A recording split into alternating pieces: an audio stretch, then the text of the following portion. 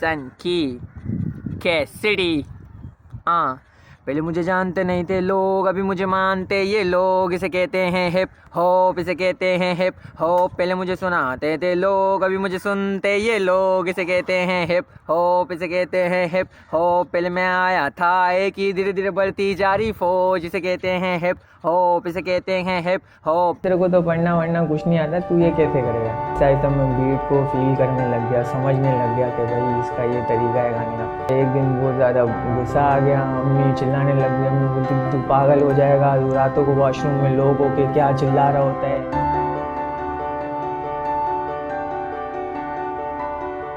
मेरा नाम है, असली नाम पूरा नाम है सूरज चंद, और मेरा स्टेज नेम है सनकी, जो कि आर्ट काउंसिल से मिला है।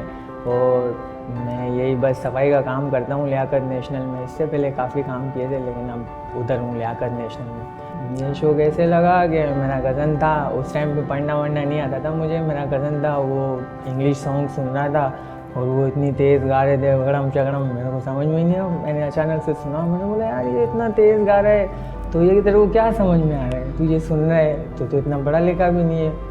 तो बोले नहीं ये ना हिप हॉप है, ये इसको रैप बोलते हैं, इसमें तेज़ ही गाते हैं। तो मैंने बोला तो बहुत तेज़ गा रहा है, तो समझ में ही नहीं आ रहा। बोलता आएगा समझ, आता है जो इसके शौकीन है उनको आता है।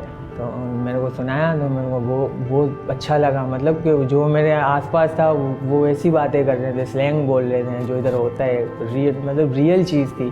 तो मैंने बोला यार ये मेरे को करना है। तो उसने बोला भाई तेरे को तो पढ़ना वढ़ना कुछ नहीं आता, तू ये कैसे करेगा? मैंने बोला यार मैं सीखूंगा। बोलते ऐसे नहीं पढ़ना सीखेगा। उसने बोला हाँ रोमन इंग्लिश होती है, तू ABCD सीख ले, फिर तू लिख सकता है।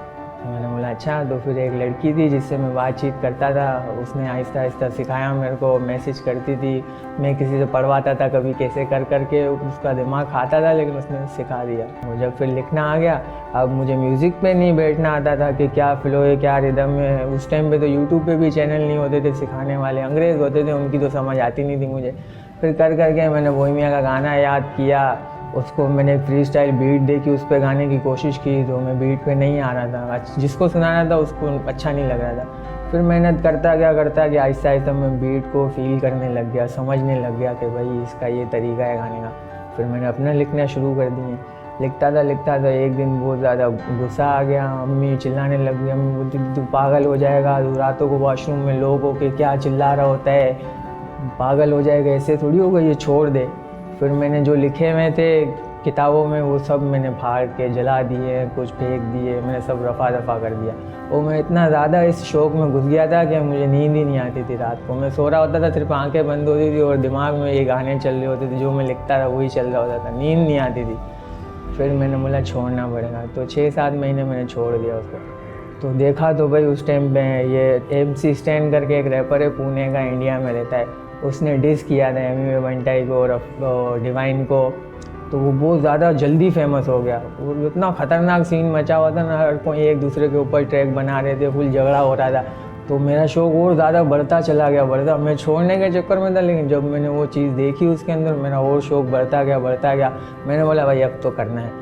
तो फिर मैं रिकॉर्डिंग करवाने गया एक स्टूडियो में। मैंने बंदे से बात की, वो बोलते हैं, कोई बोलता है 20,000 लगेंगे एक गाने के, कोई बोलता है 30,000 लगेंगे, इसमें म्यूज़िक होगा हमारा, हम मिक्स करेंगे, ये करेंगे वो करेंगे। तो मैं तो अफोर्ड नहीं कर सकता था इतना। मोबाइल से किया तो उसमें भी मैंने फिर सीखा कि कैसे मिक्स होती है, ये वोकल कैसे बीट के साथ इसको करना है, सीखा। यूट्यूब से सीखता गया काफ़ी हद तक। जब मैंने खुद किया मोबाइल से तो वो काफ़ी बेहतर था, सुनने लायक। मैंने बोला यार ये तो हो सकता है। हेलो राम राम लाले सलाम, कैसे हो आप लोग सब? थोड़ा सा सन की मैं करता हूँ मन की। देखा तो टिकटॉक पे वीडियो आई हुई थी आर्ट काउंसिल वाले, ये जो कंपटीशन चल रहा था सिंगिंग का, तो मैंने फॉर्म डाला वहाँ पे ऑनलाइन।